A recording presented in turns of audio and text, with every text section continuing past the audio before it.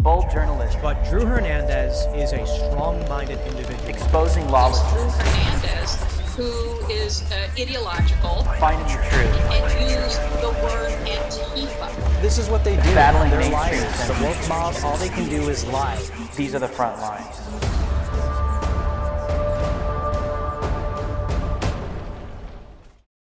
What's going on, Thought Criminals? Welcome to Frontlines. I'm your host, Drew Hernandez. I'm joined by Vince Doubt and Chandler Crump. Just want to let you guys know I had to stop Chandler from trying to punch Vince in the face because black people just seem to just love beating up Asians. Whoa! What a start to the episode, Drew. I mean, if Hey, Black he Lives said that. I Matter, didn't say dude, that, if Black okay? I Lives didn't say Matter, that. then you can't stop Asian hate. It's one or the other. True. You have to choose. True. Hey, I was standing in front of a New York City subway and I see this Chandler sir just running up behind me. He's like, Hey, got out the way. I don't know. How you come gotta black move people- faster. Vietnamese though, we're a little stealthy. You know, we got so. How come God. black people never want to talk about it? Dude, we don't want to talk about it because it's like, you got to keep sneaky about it. If you talk about it, they're gonna be prepared. All right, they're gonna like he said, Vietnamese are sneaky. They're gonna duck and weave. We can't let that happen. We got to sneak them. But why do black people are always beating up Asian people? Okay, so I'm serious. all right, okay. Everyone, come on, dude. I have a few theories about this. Number one, I'd say it's just like, okay, so I think we're going to talk about it a bit on this episode. The model minority myth, that goes in exact opposition of the black community because we're like the opposite of the model minority. We're always getting trashed on, even by each other, but also by just the media in general. And I think it's with merit because there's plenty of things that need to be improved. But I'd say that in culture, Asian people are viewed as like the exact antonym to black people, and so therefore, racially speaking, it's kind of like a war, if I'm being honest. Like, black people, we kind of have Latinos and Hispanics on our side. It sounds like a joke. This sounds like something out of some TV show, but it's kind of serious. We kind of have Latinos and Asians on our side. You guys kind of have more like the Pacific Islanders and Samoans on your side. But like, I'd say it sounds stupid and it doesn't make any sense. It needs to be changed, but it's kind of like a war. And so, sometimes you get the Asian guys who really know how to fight, and it'll really, the ninjas, I call them, they'll really put up a fight. But it's like, you sit there and you're like, well, dang, it's kind of a war. And I'd say that's why you see a lot of this Stop Asian Hate and Black Lives Matter, like I said, kind of in opposition of each other because they're like on two sides of a fence, which is that cultural racial divide of that model minority myth versus the black community. What's your take on that, Vince? Well, my thing is, I think number one, there's criminals. But the thing is, I think a lot of Asians tend to be soft targets because, like, even like physically, we're shorter and stuff. But a lot of like old Asian ladies, I mean, she's very vulnerable. Like, what is she gonna do to defend herself, right? And I guess this is kind of an issue we have sometimes is we portray ourselves as soft targets, we portray ourselves as victims, and it's just so like when you have all these lunatics, these Democrats running around New York and Seattle, and they want to assault people, mug people, brutalize people. An old Asian lady is a very easy target. Sure. I think that's really all there is to it. I don't know how much deeper it really goes, but I don't know. Chandler, you can attest to that more than me. No, I definitely say sometimes I walk past some really short, like old Asian ladies, and it's in my bones. Clunk her in the face, bro. I'm totally kidding, by the way. I am totally kidding. It's just like you don't even know that she's in the room. You don't even see her. You just can like sense it. It's like a spider sense. There's an Asian If I'm person being here. honest, like based off of like the TV I watched when I was growing up, I would assume that would be the case. Like there's just some sort of black sense that like tells you, when the cops are around. He watched the Boondocks. Actually, you're the first person to introduce me to the Boondocks. No, I low-key wasn't, didn't know what that 'cause show was. I haven't actually watched the show. I've just seen like memes about it. Oh, me too. Yeah, okay, me yeah, too. So Yeah. we're getting like real deep into. So what cultural does the stuff black right sense now. do? Does the black Okay, like I said, this is a complete and total joke. This Give is me like, a list. This is like, Give me okay, a so list. you have a good sense of when police are around, and particularly when they're looking at you. It's like a spidey sense. And if you've ever seen Into the Spider-Verse, somebody said it looked like Miles Morales today, which makes a lot of sense. If you've seen like the little spider symbols out of him, it's kind of like that. That's so when the police are around. Also, it also applies doubly when the ops are around. So the ops are enemy, rival gang members or just fools that are trying to steal something from you. But then it also gives you an opportunity sense. So it's like two sides of the op coin because it also tells you when it's a good chance to steal something. I actually know this one to be true because in middle school, sometimes you ran out of mechanical pencils. That was a good commodity. Sometimes you just have to swipe one off a desk when you're walking past something. Yeah. So there's a few more facets of it. What's that? Asians and then baby mamas is fourth. We don't talk about the baby mamas. All right, word of my mother. Now, when we I don't see talk this about guy the baby walking mamas. around my store, all right, not gonna go there. This is gonna get clipped. Keep going. This whole interview is gonna But get clipped. this is actually really happening. You have like black people just like punching the skulls of elderly Asians because I don't know. wasn't that actually? Did that literally just happen? It was like some black lady. She was like screaming, and an Asian chick was recording her at the gas station. We covered this. This Asian chick was recording her at the gas station because she was being like super racist, telling her to go make her rice because she didn't like give her the right change. They didn't give her the right change.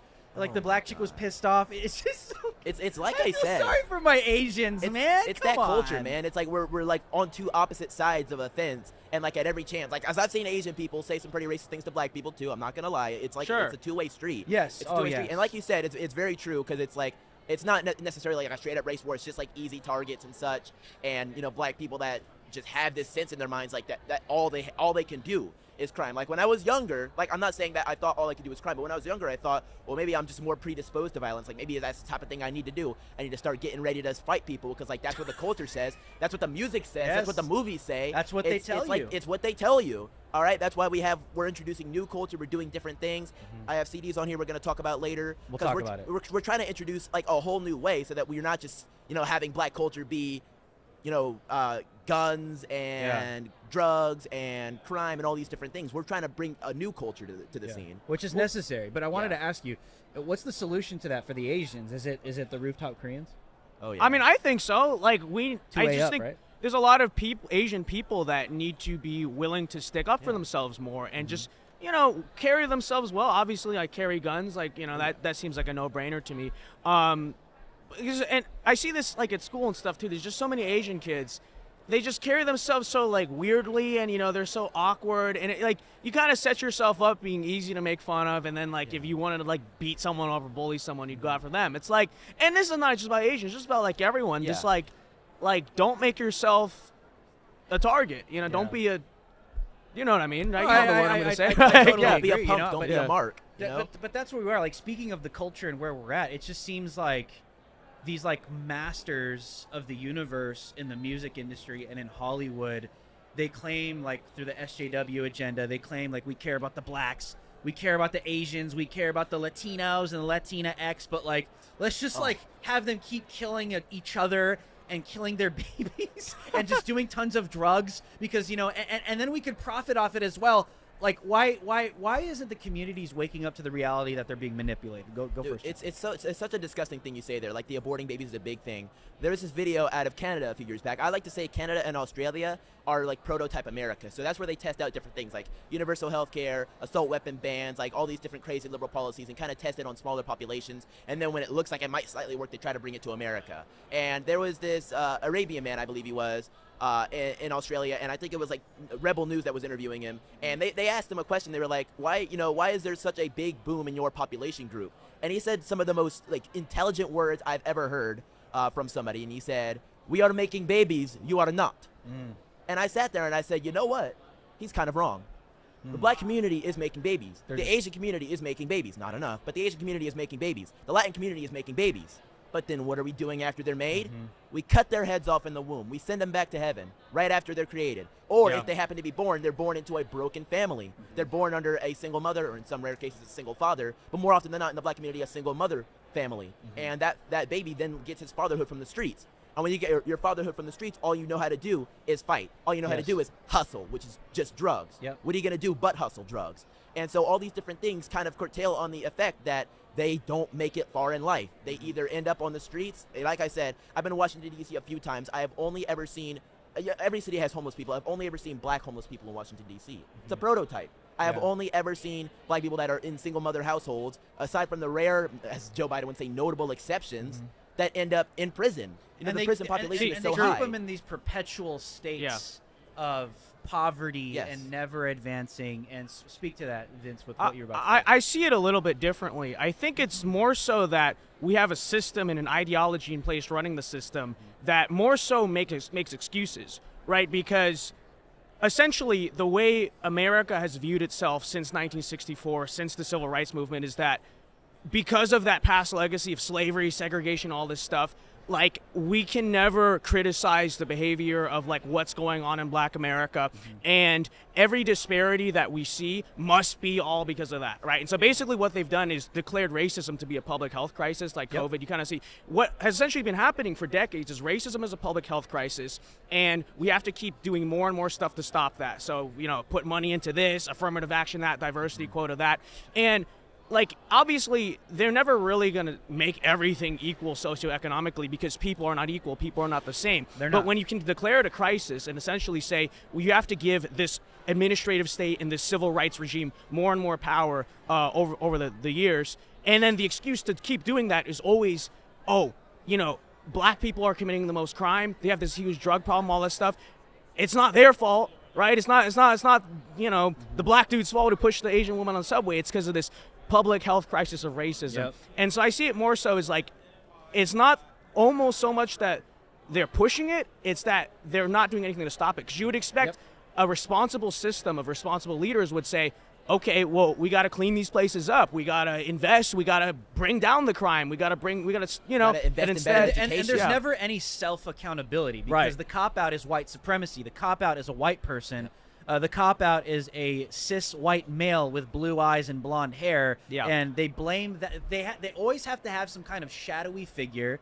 They have to have some kind of figure to blame all their problems on. And like Vince is saying, they keep them in this perpetual state that never gets any better. And it's just so mind-blowing to me that people do not want to leave this like psychological plantation, which is just there's a spiritual aspect to it as well. Vince, talk to me about, you know, last segment we're talking about some of the things that we're experiencing now because of some of the things that happened in the past, right? Yeah. And Gen Z is millennials are screwed, right? Sure. But Gen Z is kind of like in this place where they're trying to normalize, you know, mutilating their genitals.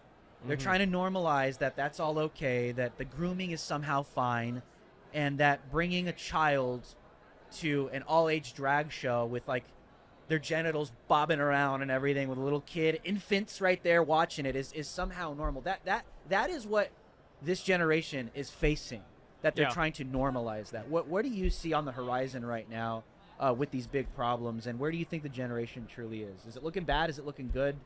What do you think? I think that they've pushed so far at this point where this generation is going to turn out screwed up for a long time, but there might be a point, I don't know, I hope so, I pray for this, at some point when we hit our 20s and our 30s, we start to realize just how screwed up everything was, when like maybe we interact a little bit more with the not so screwed up world or whatever. And so I think this generation has a lot stacked up against it, between that stuff, between just like social media addiction, just the kind of like whole system we've been fed. But you know, how was Caesar born? It was kind of it was something of a revenge story, you know, so I feel like you could see something like that. And I think that's kind of the position me and Chandler are in, is like we were brought up in this system and you kind of realize how screwed up it is, and there's a sense of anger, there's a sense of like, this is terrible, we got to stand up and do something about it, right? And that's kind of a motivating factor for us in a lot of ways. I hear a sense of anger. Now I want to hear your take on this too, Chandler. Man, if I'm being honest, I understand a lot of the bad outlook for Generation Z, if I'm being honest. I've been involved in politics for 4 years now, and every single time I push out a video, I push out a stream, I push out a new song, people are in the comments saying, you give me hope for Generation Z. They had to lose hope in Generation Z first, and they lost hope by seeing the major media. They lost hope by seeing everything that our generation is up to, like the drag queen story hour and all that. That's not affecting our generation. That's affecting the generation after ours. Our generation isn't like 10 years old or 5 years old right now. Our generation's like in their early, mid, late teens and 20, some even starting to push 30.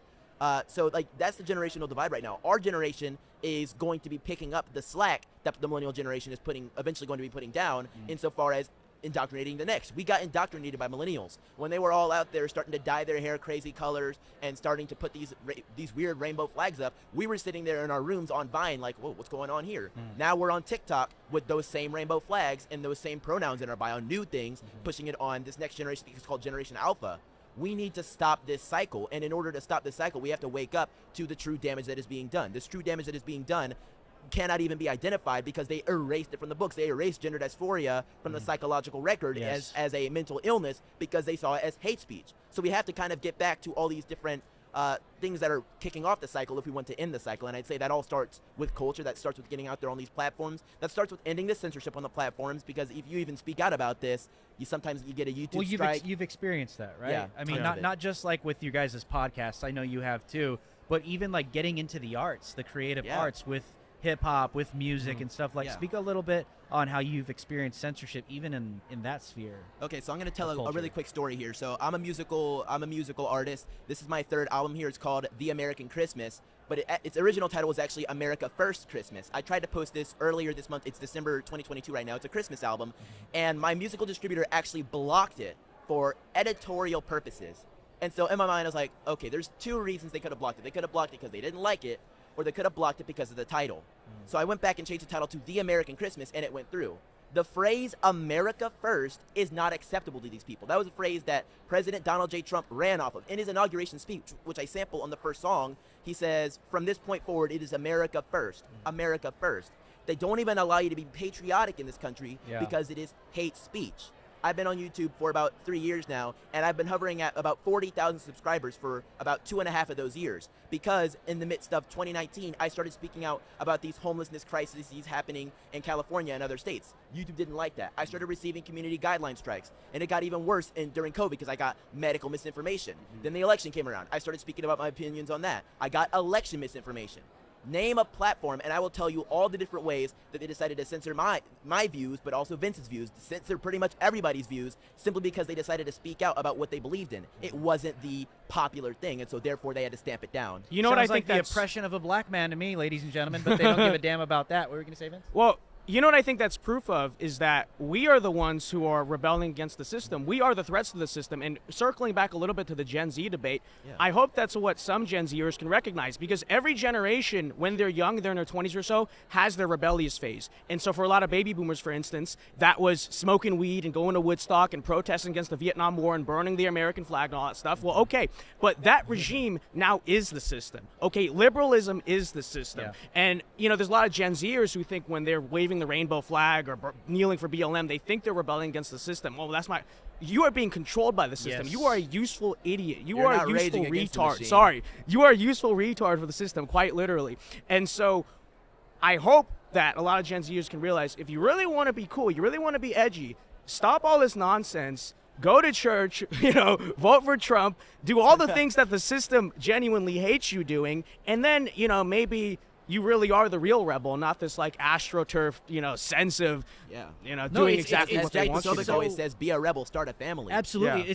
It's so I mean, you study history. You guys are very smart. You've studied history. You guys know your history. That's why you're learning from it, and you are where you are right now. Yeah. But it's just so mind-blowing to see. Like, you bring up, the 1960s, the baby boomers and everything they were doing, and that generation that rebelled against the man, rebelled against the government, rebelled against Big Brother. They're dropping acid, just doing whatever the hell they want. I'm not saying we should do that right now. And What I I'm can- saying, I wanna jump let in me on finish that. this. What Okay, I'm go saying ahead. is, it's interesting to me that we have gotten to a place in just a short few decades where that was like the culture, to now where we have a culture that's been bred to literally trust the federal government as if they care about them with everything and anything they have, that they literally believe that people like Congresswoman AOC has their best interest in mind, where whatever the federal government says goes, and we're just going to take care of you every step of the way. To me, that is a very interesting development in the American timeline. Do you know how they just a do short that, amount of though? time. Is the same way we talked about kind of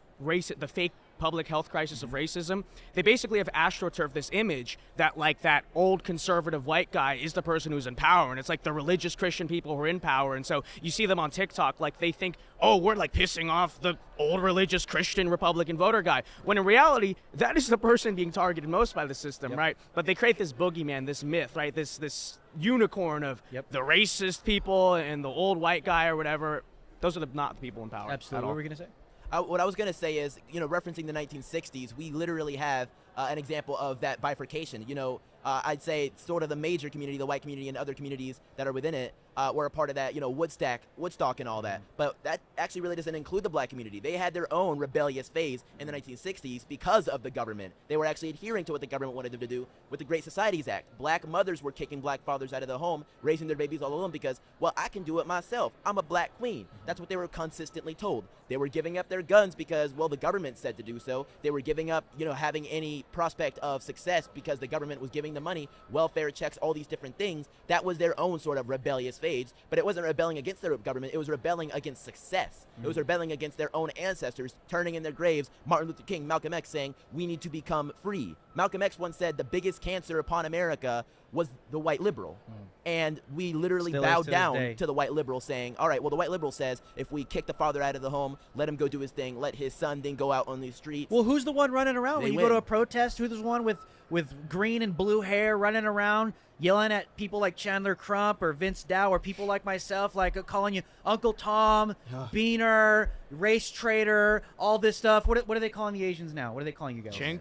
Okay, yeah. Yeah. See, you hear Gook. all of the racist stuff comes from these people. Some of my fans call me that as like an affectionate thing, though. It's like, Yeah. it's funny. But you know what I'm saying? Yeah. It is these white leftists that are the true supremacists. The woke Notice, supremacy is real. notice which slur you couldn't say on the air though. That's because he said those things and they're probably gonna fly. But like you couldn't say the slur against my group because that's become like the biggest thing. And that, like I said, that's the prototype. They really try a lot of things out on us. So they're gonna start banning words. Yes. Like the First Amendment is like definitely one of the heaviest targeted ones alongside the Second Amendment. You can't say the N-word. You can't say some of the other things, which is because of culture, which is because these people were like, hey, what do we do to really divide these communities? Oh, I know. Why don't we, you know, inherit this word from before and make it really, really rude to say so that nobody says it? And yes, there's a racist history to the word. I'm not going to deny that. But we started to kind of get to an era where I'd say like the 90s and 2000s where it was like, you know what? Who cares? All right, we're fine. Some people use it in a negative way, but some people put it in rap songs and we want to sing along to it. But now it's become like a, well, if you say it and you're not black and you don't have any black friends or something like that, you're like the biggest demon in society. When it's like,